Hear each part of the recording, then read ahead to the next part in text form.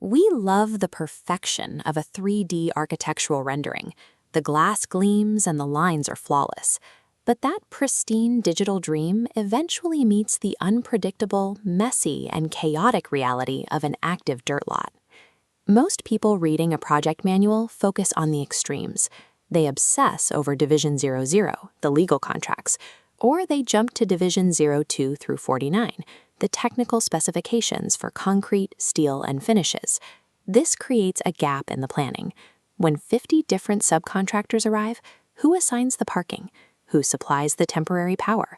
Who coordinates the trash removal? Division 01 General Requirements fills that gap.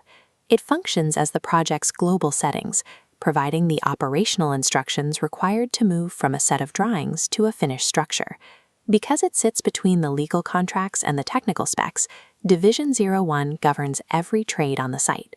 An administrative rule change here automatically applies to every single subcontractor, from the foundation crew to the electricians. Mastering this single division separates an orderly, profitable project from a money-losing disaster. Site logistics coordination depends on simultaneity, the precise alignment of the external supply chain with internal site readiness. To prevent site congestion, the logistics plan maps strict ingress and egress routing. It also designates laydown yards for bulky materials, keeping them accessible without blocking workflow. The second pillar is our temporary facilities. Construction requires a paradox. Before you can build permanent infrastructure, you must erect an entire temporary infrastructure just to support the workforce. This chart lists the temporary facilities most frequently planned for a site. Parking lots and job trailers are the most common, appearing in over 90% of utilization plans to support basic human and administrative needs. These critical lifelines also include temporary electrical distribution, water for curing concrete, portable sanitation, and mobile lighting for security and early shift work. When this invisible temporary framework fails, the critical path of the permanent construction stops. The third pillar is our safety coordination. On a multi-employer worksite, safety must be a mandated site-wide system rather than an individual's checklist. Division 01 enforces a hierarchy of controls.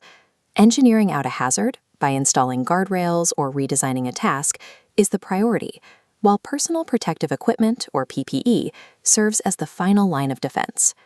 This system relies on daily pre-shift safety huddles and job hazard analyses to build a safety culture before high-risk work begins. The fourth pillar is our site controls. While logistics manage the inside of the fence, site controls govern the project's physical perimeter and its relationship with the public. This dictates environmental protections like dust mitigation, stormwater runoff routing, noise limits, and job site security to keep the surrounding neighborhood safe. Safety and site controls function as proactive engineering systems, securing the project legally and physically from the first day of mobilization. The fifth pillar is our waste management. A project generates a continuous volume of debris throughout its life cycle. Division 01 often mandates strict diversion rates. This is a requirement that 60 to 65% of all waste be recycled or reused rather than sent to a landfill. Hitting these targets requires strict source separation into dedicated bins and the coordination of reliable hauling schedules to prevent site overflows. Waste management is a regulated logistics operation that directly impacts environmental compliance and the project's financial health. Viewed as a whole, the Division 01 framework reveals a pattern. Most catastrophic site issues stem from small coordination gaps made early in the process.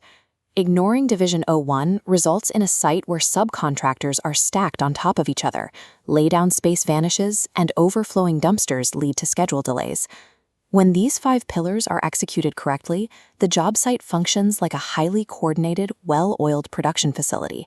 The rules outlined in this single section of the contract determine the efficiency of the entire project. True construction professionals plan the site with the same rigor they apply to the building itself.